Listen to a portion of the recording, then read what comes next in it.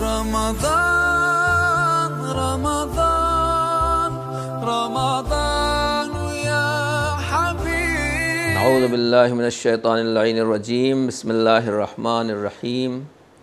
الحمد للہ رب العالمین ثم الصلاۃ والسلام علی اشرف الانبیاء والمرسلین سیدنا و نبینا بالقاسم محمد وعلی آلہ الطیبین الطاہرین المعصومین المظلومین. والحمد للہ الذی جعل من تلک السبل شہر رمضان شہر الصیام و شہر الاسلام و شہر الطہور و شہر التمحیص و شہر القیام. تمام حمد و تعریف اس اللہ کے لیے ہے جس نے اپنے نیکی اور احسان اور خیرات کے تک پہنچنے کے لیے مختلف راستے بنائے اور انہی راستوں میں سے ایک راستہ ماہ رمضان المبارک کو قرار دیا اور اس مہینے کو اس نے اپنا مہینہ قرار دیا ہے. یہ ماہ رمضان روزوں کا مہینہ ہے، یہ ماہ رمضان اسلام کا مہینہ ہے اور یہ اللہ کا مہینہ طہارت اور پاکیزگی کا مہینہ ہے. استقبال ماہ رمضان میں امام سجاد علیہ السلام جو دعا پڑھا کرتے تھے اس کے سلسلے میں ہماری گفتگو جاری ہے کہ اس مہینے کو اللہ نے جو اتنے اہم اور عظیم مرتبے عطا کیے ہیں اور امام نے ایک ایک کا نام لے کر اس مہینے کو ہمارے لیے اچھی طریقے سے پہچنوایا ہے. یہ مہینہ کیا ہے؟ اس سے پہلے ہم گفتگو کر چکے ہیں کہ اس مہینے میں ہر طرح کی طہارت ہمیں انجام دینا ہے اور واقعاً وہ عبادت ہو، وہ روزہ ہو، وہ پاکیزگی ہو جہاں ذہن و دماغ، فکر و خیال اور قلب و نظر ہر چیز پاک ہو،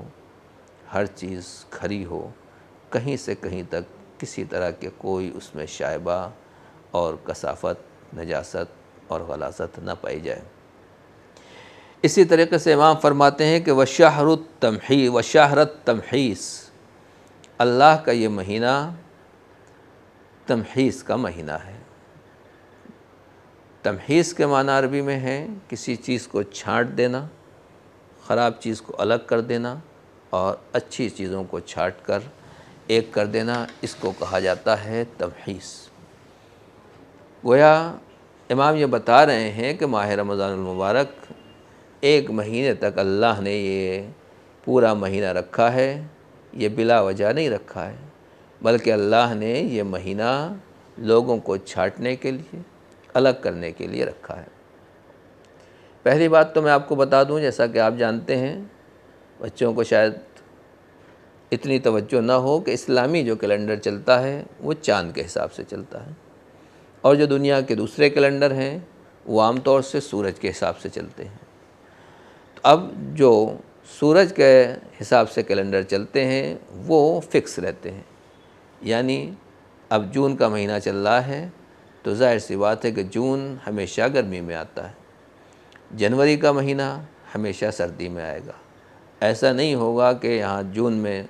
سردی شروع ہو جائے اور جنوری میں لو چلنے لگے اور گرمی ہو.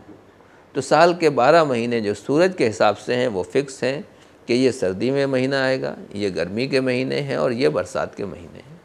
لیکن جو چاند کے مہینے ہیں وہ فکس نہیں ہیں اور وہ سال کی فصلوں میں، کیونکہ چاند کم زیادہ ہوتا رہتا ہے، کبھی 29 دن کا مہینہ ہے اور یہ سال بھی کیونکہ 365 دن کا نہیں ہوتا، 355 دن کا ہوتا ہے، 10 دن کم ہوتا ہے،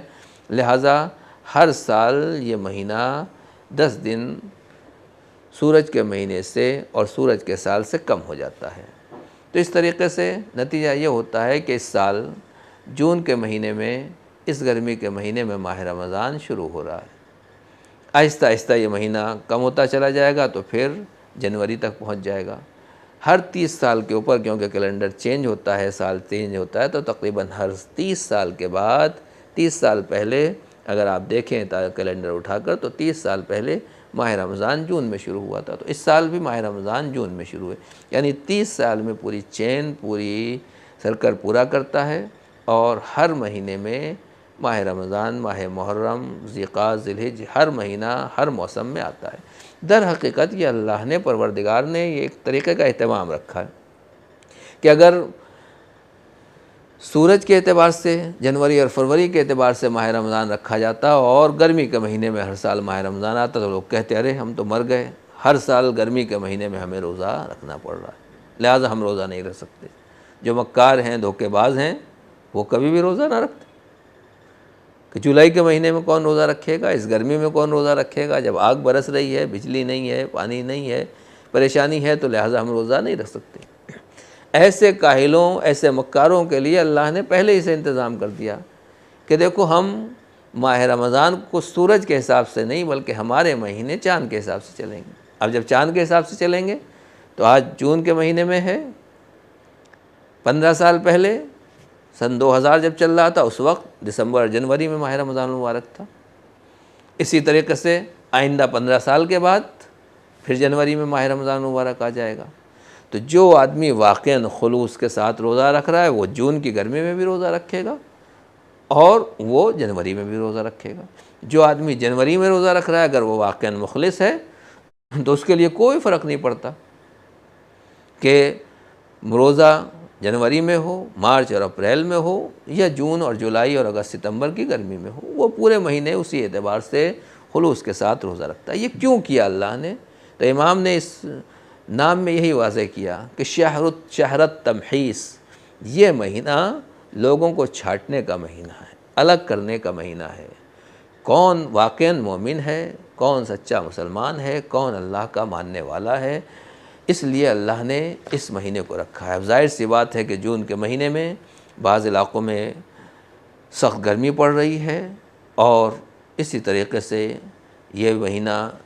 جولائی تک جائے گا تو اس پورا کا پورا یہ مہینہ کچھ علاقوں کے لیے سخت گرم ہے، لو چل رہی ہے، آگ برس رہی ہے، اور کچھ علاقے ٹھنڈے ہیں، کچھ علاقے نارمل ہیں۔ ہر طرح کا موسم بہرحال پوری دنیا میں پایا جاتا ہے، لیکن بہرحال ہر ایک کو پروردگار اللہ آزما رہا ہے۔ ایسا نہیں ہے کہ ماہ رمضان میں گرمی ہے تو صرف ہمارے لیے گرمی ہے، دوسرے کے لیے گرمی نہیں ہو۔ میں نے پہلے بھی عرض کیا تھا کہ اول اسلام میں مسلمان بظاہر کمزور تھے لیکن اسلام مضبوط تھا، کیونکہ مسلمانوں کا ایمان، خدا کے اوپر بھروسہ، رسول کے اوپر اعتقاد بھی مضبوط تھا۔ اسی طریقے سے آج بھی اگر گرمی کے دن میں ہمیں روزہ رکھنا پڑ رہا ہے تو یہ کوئی نئی بات نہیں ہے، ہمارے لیے کوئی عجیب بات نہیں ہے۔ اس سے پہلے بھی مسلمان اسی گرمی میں، اس سے زیادہ گرمی میں 45-50 ٹیمپریچر میں روزہ رکھتے آئے ہیں، اور آج بھی اس سال بھی روزہ رکھ رہے ہیں۔ دوسری بات جو میں آپ کو بتا دوں، اور واقعاً تاریخ میں یہ بیان نہیں کیا جاتا، کمتر اس کی طرف توجہ ہوتی ہے، وہ یہ ہے کہ جب روزے واجب ہوئے اسی زمانے میں پہلے دوسرے سال ہی پروردگار عالم نے ادھر روزے واجب کیے، مسلمان روزہ رکھے ہوئے ہیں، اور دوسری طرف جنگ بدر 17 رمضان المبارک کو جنگ بدر ہوتی ہے، پہلی جنگ جہاں کفار مکہ نے، ابو سفیان اور اس کے ساتھی ابو لہب و ابو جہل سب کے سب کفار قریش آتے ہیں اور پیغمبر کے اوپر حملہ کرنے کے لیے آتے ہیں۔ تو پہلی جنگ جس میں کفار قریش نے مسلمانوں کے اوپر حملہ کیا اور مسلمان روزہ رکھ کر میدان جنگ میں گئے، وہ ماہ رمضان المبارک تھا۔ یعنی آپ دیکھیے کہ پیغمبر کہہ سکتے تھے کہ چلو تمہارے لیے روزہ معاف ہے، نہیں، ماہ رمضان کیوں ہے؟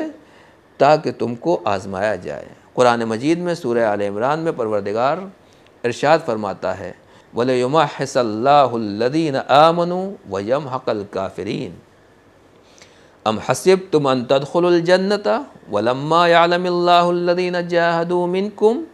وَيَعْلَمَ الصَّابِرِينَ۔ اور خدا صاحبان ایمان کو چھانٹ کر الگ کرنا چاہتا تھا اور کافروں کو مٹا دینا چاہتا تھا۔ کیا تمہارا یہ خیال ہے کہ تم جنت میں یوں ہی داخل ہو جاؤ گے، جبکہ خدا نے تم میں سے جہاد کرنے والوں اور صبر کرنے والوں کو بھی نہیں جانا ہے؟ تم موت کی ملاقات سے پہلے اس کی بہت تمنا کیا کرتے تھے، اور جیسے اسے دیکھا دیکھتے ہی رہ گئے۔ یہ ہے وہ ایمان کو پہچاننے اور صحیح طریقے سے اس کی آزمائش کرنے کا۔ کھوٹا کھرا جانچنے کے لیے پروردگار عالم نے باقاعدہ مسلمانوں کو میدان جنگ میں اتارا، اور اللہ نے واقعاً اس جنگ میں مسلمانوں کو فتح عطا فرمائی۔ اسی طریقے سے ارشاد ہے آیت نمبر 154 میں کہ وَلِيَبْتَلِيَ اللَّهُ مَا فِي صُدُورِكُمْ وَلِيُمَحِّصَ مَا فِي قُلُوبِكُمْ، اور پروردگار عالم نے جن کے لیے شہادت لکھ دی تھی اور وہ اپنے مقتل تر بہرحال جاتے، اور خدا تمہارے دلوں کے حال کو آزمانا چاہتا ہے اور تمہارے ضمیر کی حقیقت کو واضح کرنا چاہتا ہے، اور وہ خود ہر دل کا حال جانتا ہے۔ یعنی گویا پروردگار عالم نے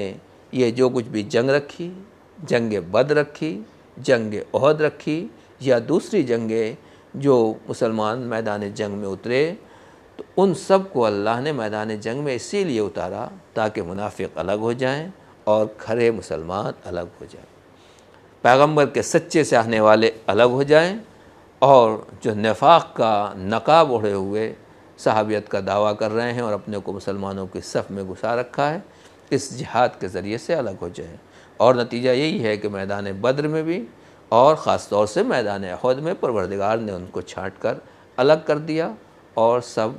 واضح ہو گئے کہ کون خدا کا کتنا چاہنے والا ہے۔ اسی طریقے سے یہ ماہ رمضان اگرچہ گرمی میں آ رہا ہے اور یہ گرمی کا موسم ہے اور یہ گرمی کا زمانہ چل رہا ہے، مگر سوچنے کی بات یہ ہے کہ اللہ نے یہ اسی لیے رکھا ہے تاکہ ہمارے ایمان کا امتحان ہو، اور جب آسانی کا زمانہ ہو تو ہر آدمی دیندار ہوتا ہے۔ حدیث میں امام علیہ السلام نے ارشاد فرمایا ہے کہ جب دین سے کھانا پینا ملنے لگے، دین سے عیش و آرام ملنے لگے، دین کے نام پر کرسی ملنے لگے، دین کے نام پر مال و دولت کمانے کا وقت ہو، تو دیندار بہت ملیں گے،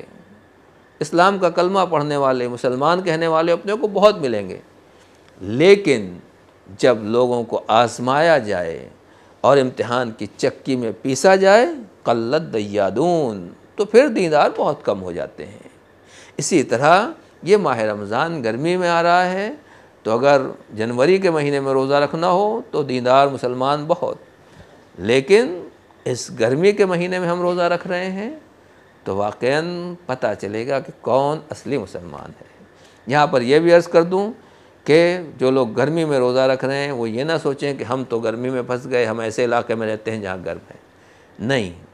جتنا اللہ امتحان لیتا ہے، جتنا آپ خدا کی راہ میں مشکل، مشقت اور پریشانی برداشت کریں گے، اتنا ہی ثواب زیادہ ہوگا۔ کوئی آدمی اگر اے سی چلا کر، فل اے سی چلا کر ٹھنڈک میں آرام سے روزہ رکھ کر سو رہا ہے آج کل، اور ایک آدمی دھوپ میں گرمی میں باہر محنت مزدوری کر رہا ہے، مشقت کر رہا ہے، حمالی کر رہا ہے، ہارڈ ورک کر رہا ہے، سخت کام کر رہا ہے، تو یہ اے سی میں سونے والا، اے سی میں رہنے والا، اس کا روزہ اور اس روزے دار کا ثواب برابر نہیں ہے۔ کیوں؟ اس لیے کہ جو خدا کی راہ میں جتنا سخت کام کرے گا، جتنا ہارڈ ورک کرے گا،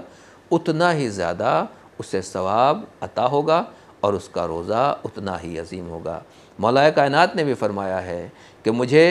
3 چیزیں بہت پسند ہیں، ان میں سے ایک گرمی کا روزہ بھی پسند ہے۔ اسی لیے مولا سخت سے سخت، زیادہ سے زیادہ ہارڈ ورک کرتے تھے، پیغمبر خود ہارڈ سے ہارڈ ورک کرتے تھے، سخت سے سخت کام اپنے ذمے لیتے تھے، تاکہ پتہ چلے کہ اسلام آرام کرنے کا نہیں نام ہے، عیش کرنے کا نام نہیں ہے۔ مسلمانوں کے اندر جو عیش پرستی آ رہی ہے، اس کا نام اسلام نہیں ہے، بلکہ لوگوں کے لیے، دین کے لیے، خدا کے لیے، پبلک کے لیے، خدمت خلق کے لیے،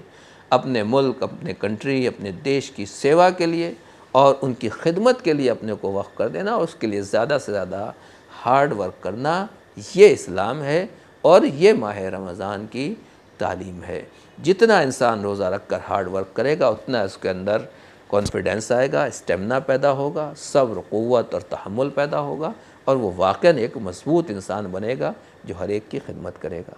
رب کریم سے یہی دعا ہے پروردگار واقعاً اس مہینے میں ہمیں زیادہ سے زیادہ مستحکم مضبوط روزہ رکھنے اور سخت سے سخت کام کرنے کی توفیق اور قوت عطا فرما۔ والسلام علیکم ورحمۃ اللہ وبرکاتہ۔